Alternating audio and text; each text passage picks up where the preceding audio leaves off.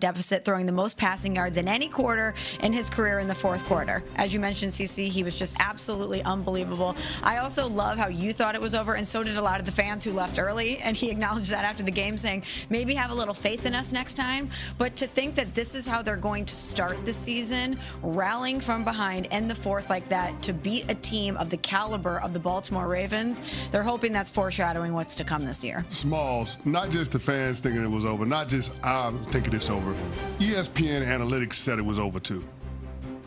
According to ESPN Analytics, the Ravens' win probability was 99.1% with less than 5 minutes to go at the 4:48 mark in the fourth quarter. They had a 99% chance of winning the game. Unreal. And Josh Allen's greatness surpassed all of that. It's incredible to see how good that dude really is when he's on one, and to see everybody around him respond. And one of the things that I thought stood out, Evan, was the arrival of Josh Palmer.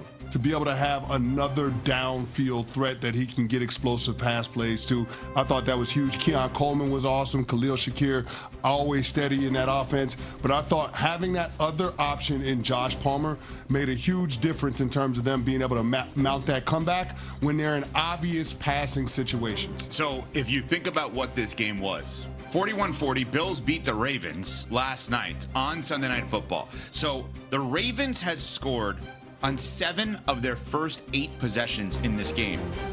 With 4+ minutes to go, Buffalo was down 40-25. They then scored on 4 of their 5 possessions in the fourth quarter. And the final drives, the Ravens punted. The Bills had a 10-play, 80-yard drive that resulted in a Keon Coleman touchdown. Then Ed Oliver, who was great all throughout this game, had an early sack that was impressive on Lamar, forced a fumble on Derrick Henry. Josh Allen, touchdowns there. And if you think about the Buffalo Bills, guys, I think it's pretty easy to give the performance of the week, brought to you by Hands-Free Skechers Slip-Ins. No bending down, no touching your shoes, just step in and go with hands-free Skechers slip-ins. Well, Josh Allen stepped in and went last night. Performance of the week brought to you by Skechers. Already, you can crown Josh Allen and the Buffalo Bills, but let's talk about that. So with 1:33 left in the fourth quarter, up 40-38, the Ravens decided to punt instead of going for it. What? Go ahead. Oh, I thought you said no, like I got it wrong. He's physically responding. Oh, sorry. Instead of going for it on 4th and 3. Now, if you look at point of comparison during other games, just big picture, Broncos had a 4th down late. They went for it. They did with the lead. They did not convert, but their thought process was to go for it. Rams, same thing in their game against the Texans. Seahawks should have gone for it. They didn't kick the field goal, ended up losing to the 49ers. So they punt it away. Josh Allen gets it back. Field goal. Now, when you think about this, you think about the old 4th and 2 New England and Indianapolis, where the Patriots went for it, they failed, but there was such respect for Peyton Manning. They're like, we can't give him the ball back. CC, this is your team. You're visibly upset, as Smalls just mentioned. Should they have that? Should Baltimore have had that level of respect for Josh Allen in saying, we cannot give him the ball back here? No, you can't, especially when he bookended the fumble with back-to-back touchdowns. You can't do it. You can't give him the ball. And here's the thing, the Ravens really did themselves a disservice because after the Derrick Henry touchdown, they shut down on offense. You can't go 3 and out, fumble, 3 and out. Not against Josh Allen and these Buffalo Bills, not the way that Josh Allen was playing in the second half. I mean, the Buffalo Bills held the ball for over 20 minutes in the second half alone. Outside of the 3 touchdowns, the Baltimore Ravens only had 4 first downs in the second half. There's no way I'm giving the ball back to Josh Allen with that time. I've got to find a way to be able to convert on that 4th and 3, even though I'm backed up deep in my own territory. So tell me exactly what you would do, right? So people understand when they go into work today or they're coming home from work and they're having that conversation because this game was late last night. It's 4th and 3. There's 1:33 to go. Baltimore has the ball on their own 38-yard line. Chris Canty is coaching the Ravens. What play is he calling? What is he doing? I'm dialing up Lamar Jackson. He's the best runner that we've ever seen at the quarterback position in the history of this league. I'm giving the ball to Lamar Jackson. One MVP deserves another. If I'm going to win that game, it's going to be with number 8. If I'm going to lose this game, it's going to be because number 8 couldn't make the play. I mean, I'm not putting it on my defense to stop Josh Allen. That's just from a philosophical standpoint doesn't make any sense. You had to win that game. That's not one of those that you can avoid losing. You have to go win the game. And in that instance, John Harbaugh's got to make a different decision. And I get it. Hindsight is going to be 20/20. Sure. But you have to be able to feel the heartbeat of the game if you're the head coach.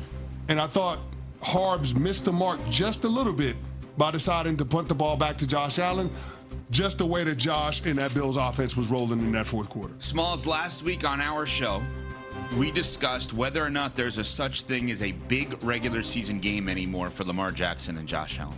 Because of the fact that both of them have done everything in the regular season. Both of them have won MVPs. The only thing left for both of them is winning a Super Bowl. I would argue, tell me if you agree, that because you blew a 15-point lead last night became a big game for Lamar Jackson, retroactively. I don't think it was going in. It's the first game of the season. It's Sunday Night Football. We're all going to talk about it anyway. But relative to big game or not a big game, I actually think playing the results because you blew the lead, we're now going to be thinking about Baltimore differently. Can they beat Buffalo? Can they beat Kansas City? I think it became a big game afterwards. It became a big game to me because it's continuing the narrative or the reasons why I don't have faith in the Baltimore Ravens when it comes to those consequential moments, because they beat themselves. What did we talk about on Friday? When it gets to the playoffs, I have more faith in Josh Allen than I do Lamar Jackson and the Ravens, because Josh Allen's biggest issue and the Bills' biggest issue is that they can't get over the hump when it comes to the Kansas City Chiefs. When I look at the Ravens, yes, that's part of it, but they beat themselves. It's self-inflicted wounds. And CC, you mentioned it, the win probability that they had last night. The Ravens have now lost 8 games since 2021, which they had a win probability of at least 90%. They get in their own way. And so to see a huge game last night on the road versus a team that's going to be in the mix against you to get to the Super Bowl where you have self-inflicted wounds again, that's problematic. So yeah, it's a big game. All pro safety Kyle Hamilton for the Ravens post-game on what happened late. Brings back memories of us doing this multiple times in the past few years. So I don't want the Ravens to be known as a team that gets up big and blows the lead. So it's not who we are, and we got to prove that to everybody else, because as of right now, that's what we've been doing in these games. So it's up to us to go back and fix that. And I know we have the people in the room, in the building to do it. It's just a matter of getting it done. It's not who we are, yet as Smalls just mentioned, it may be who you are. And now the question becomes, because if you remember last year, we sat here after week 1, Thursday, September 5th, 2024. The Baltimore Ravens went on the road and lost to Kansas City 27-20. On Friday, September 6th, we came on the air and CCU said, in order for the Ravens to get to the Super Bowl, they have to find a circuitous route and not have to go through Kansas City. Word of the day, maybe? I don't know. Very good word. I'm impressed. Now, do the Baltimore Ravens have to find a route in order to go to the Super Bowl where they avoid both Kansas City and Buffalo? That's unrealistic. You're going to have to play somebody. Now, based on how the Chiefs look on Friday night, I'm not sure they're going to be there, but they're going to have to play somebody in order to earn their way to Super Bowl 60.